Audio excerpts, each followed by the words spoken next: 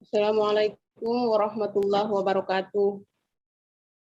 Kami dari kelompok 7 akan mempresentasikan hasil PPT kami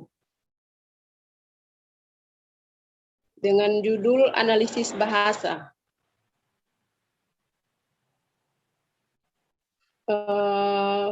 Perkenalkan, nama saya Mimin Azmiati Bara dan teman saya Muhammad Hamzah. Di sini saya akan menjelaskan materi yang pertama, yaitu kesalahan berbahasa tataran fonologi.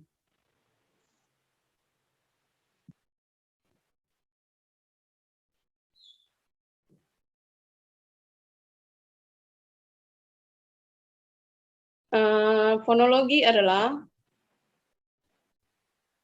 cabang ilmu linguistik yang secara khusus mempelajari tentang bunyi-bunyi bahasa. Fonologi ialah bidang linguistik yang mempelajari, menganalisis, dan membahas bunyi-bunyi bahasa secara etimologi, terbentuk dari kata fon, bunyi, dan logi yang berarti ilmu. Kesalahan berbahasa terdiri dari perubahan fonem lokal, perubahan fonem konsonan, dan perubahan fonem pada singkatan.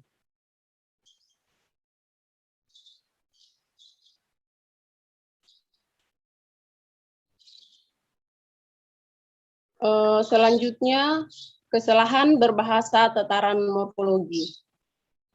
Morfologi adalah cabang ilmu linguistik yang mempelajari tentang bentuk-bentuk bahasa terkecil, yaitu morfem dan kata, serta proses pembentukannya.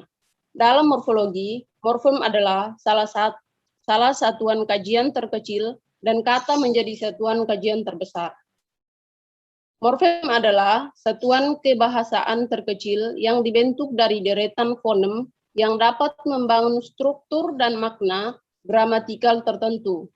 Sementara itu, kata disikapi sebagai bentuk dari morfem yang sudah memiliki makna.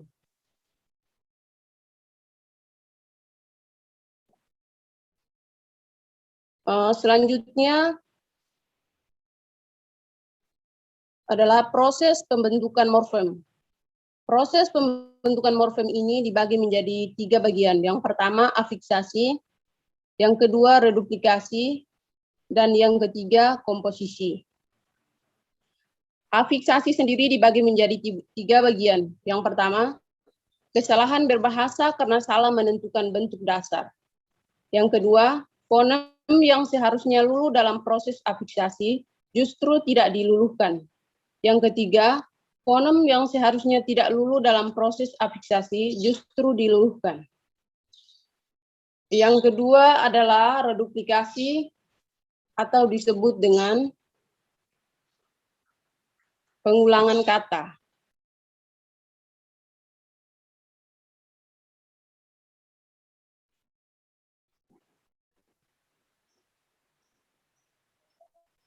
Reduplikasi ini dibagi menjadi beberapa bagian. Yang pertama, kesalahan disebabkan dalam menentukan bentuk dasar yang diulangi. Yang kedua, kesalahan pengulangan kata karena bentuk dasar yang tidak tepat. Yang ketiga, kesalahan karena mengulangi kata yang terlalu panjang. Morfem yang ketiga adalah komposisi atau disebut dengan penggabungan. Penggabungan ini dibagi menjadi beberapa bagian. Yang pertama, kata majemuk yang seharusnya ditulis serangkai, namun tidak ditulis serangkai. Yang kedua, kata majemuk yang seharusnya ditulis terpisah, justru dirangkai. Yang keempat, kata majemuk yang seharusnya ditulis terpisah, justru dirangkai. Yang kelima, kesalahan berbahasa afiksasi dianggap menyatukan penulisan kata majemuk yang belum padu.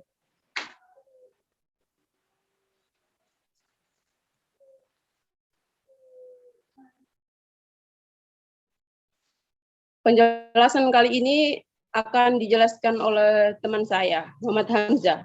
Kepadanya dipersilahkan.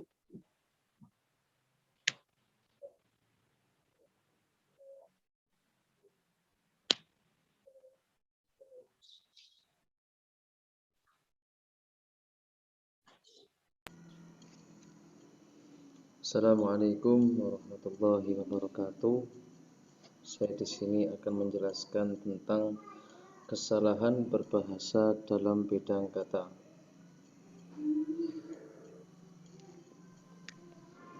Di sini saya akan melanjutkan pembahasan yang sudah diterangkan sama saudari kita Mimin Azmiati Bara, dan saya akan melanjutkan di dalam tema kesalahan berbahasa dalam bidang kata.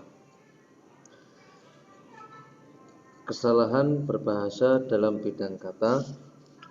Kesalahan preposisi dan konjungsi meliputi kesalahan penempatan dan penghilangan. Kesalahan dalam aspek konjungsi, intrakalimat dan antar kalimat. Di sini akan diklasifikasi bagian-bagian preposisi dan bagian konjungsi. Sekarang kita akan menjelaskan dari kesalahan penggunaan preposisi. Tadi kan ada dua diklasifikasi, yaitu kesalahan pengguna preposisi dan kesalahan pengguna konjungsi. Sekarang kita akan menjelaskan yang pertama, kesalahan penggunaan preposisi. Kesalahan penggunaan preposisi diuraikan sebagai berikut.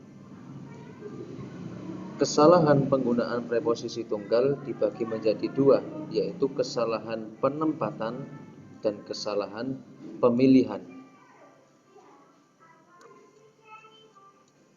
Berikut pemaparan kesalahan-kesalahan tersebut diuraikan. Kesalahan penggunaan preposisi, yaitu pemaparan bagian-bagian tersebut. A. Kesalahan penempatan preposisi tunggal. Apabila terdapat tempat kesalahan preposisi sehingga harus berpindah tempat. Kemudian yang kedua, kesalahan pemilihan preposisi tunggal terjadi apabila terdapat preposisi yang tidak sesuai sehingga harus digantikan dengan preposisi yang tepat.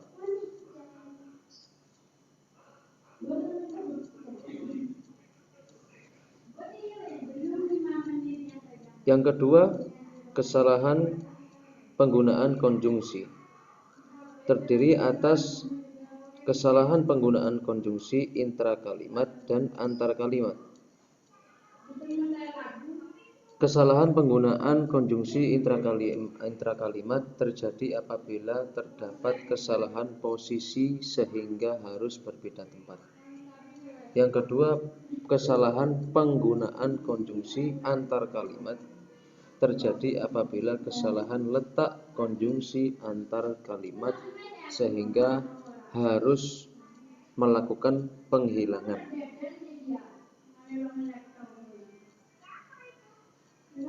Kemudian kita melanjutkan ke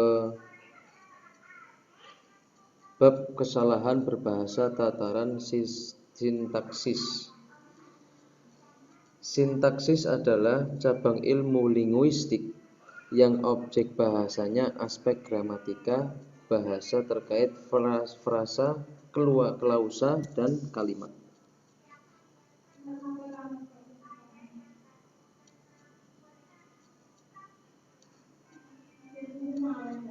Kesalahan dalam frasa dibagi menjadi beberapa bagian. Yang pertama, penggunaan preposisi yang tidak tepat. Kesalahan berbahasa tataran frasa dapat disebabkan oleh penggunaan preposisi yang tidak tepat dalam frasa berkata depan. Yang nomor 2, penggunaan unsur yang berlebihan atau mubadzir. Kesalahan berbahasa dalam bidang frasa dapat juga disebabkan oleh penggunaan kata yang berlebihan. Yang ketiga, kesalahan bentuk resiprokal. Kesalahan bentuk resiprokal terjadi pada proposal kegiatan. Bentuk resiprokal dapat dihasilkan dengan cara menggunakan kata saling atau kata ulang. Jadi berhimpungan. Yang keempat, kesalahan perjamaan yang ganda. Menurut kaidah, bentuk jamak bahasa Indonesia dapat dilakukan dengan cara pengulangan, menambahkan kata bilangan, menambahkan kata bantu jamak, dan kata ganti orang. Itu dalam kesalahan-kesalahan dalam frasa, bagian-bagian kesalahan dalam frasa. Kemudian kesalahan-kesalahan dalam kalimat dibagi menjadi beberapa bagian.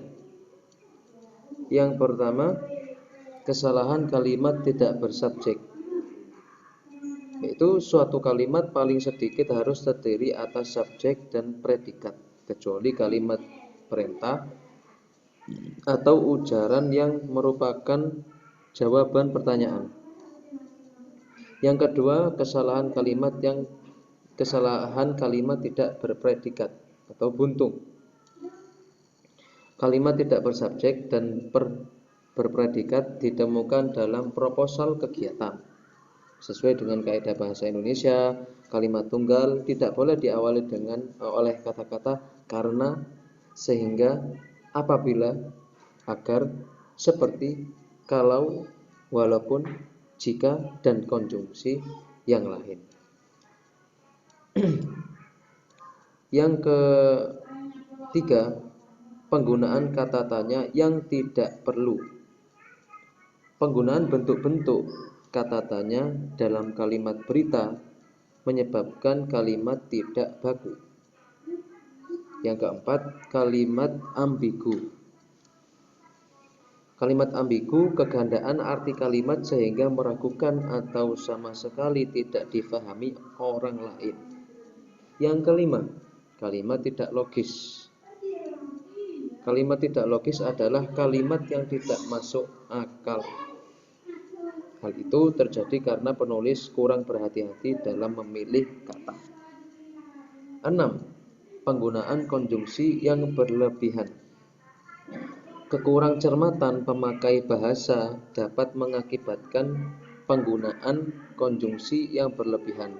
Hal itu terjadi karena dua kaidah bahasa bersilang dan bergabung dalam sebuah kalimat. Yang ketujuh, penghilangan konjungsi. Pada proposal kegiatan terdapat gejala penghilangan konjungsi pada anak kalimat. Konjungsi ini menjadikan kalimat tersebut tidak efektif, maksudnya tidak baku. Itu daripada bagian-bagian kesalahan dalam kalimat. Selebihnya terima kasih. Selebihnya saya alihkan kepada moderator Saudari Mimin Asmiati Bara.